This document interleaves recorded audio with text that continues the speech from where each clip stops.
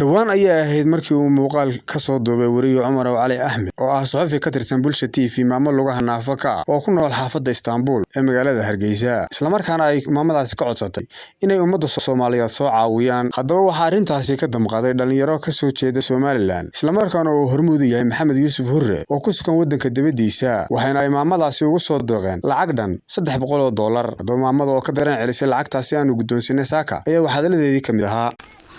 waad mahadsantihiin walaalood mahadsantihiin idinka iyo cidii aad ka soo qaadeen baan idin mahad celinayaa. cidii lacagta soo dirtayna Ilaahay cadaabta xijaab ha uga dhigo. waa sadaqad ugu baxaysa maanta, aniguna aad baan ugu farxay. qof dad leh baan noqday maanta. alxamdulillaah rabbil caalamiin, alxamdulillaah shukri, aad baan ugu faraxsanahay.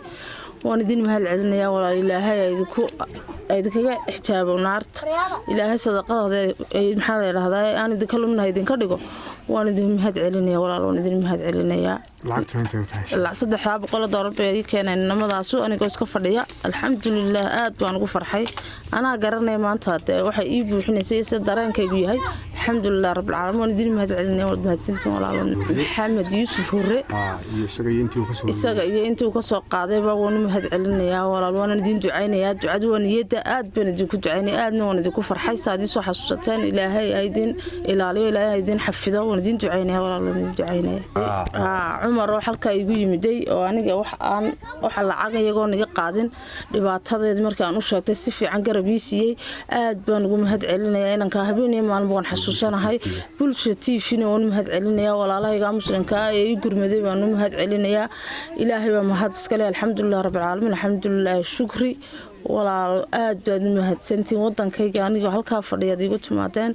awal ciidimay ogeen maanta, laakiin qof laga war hayanahay garab baan yeeshay. alxamdulillaah alxamdulillaah rahmaan rahiim. aniga magacaygu yahay Maxamuud Ismaaciil Maawel Maxamed Abaadir oo kamid ah shaqaalaha Bulsha TV. waxa deeqda lacagta ee $300 ah uu igu soo hagaajiyay isla markaana uu ka soo ururiyay Maxamed Yuusuf Hurre dhalinyar kula sugan qurbaha.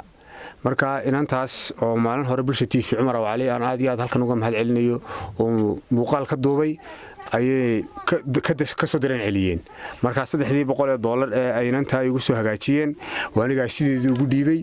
insha Allah waxaan leeyahay intani waxa weeyaan maaha ma kafin karto, baahiduna intan waa ka badan tahay.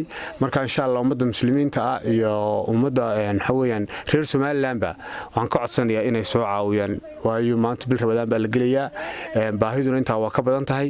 intan waxa weeyaan insha Allah ma noqon doonto inta ugu dambeysay. waxaan noqonaysaa inta ugu horeysay Maxamed Yuusuf Hurre iyo dhamaanba dhalinyartii oo lacag ka soo ururiyeen. aad iyo aad baan ugu mahadnaqayaa. Maxamed Abaadir, Bulsha TV.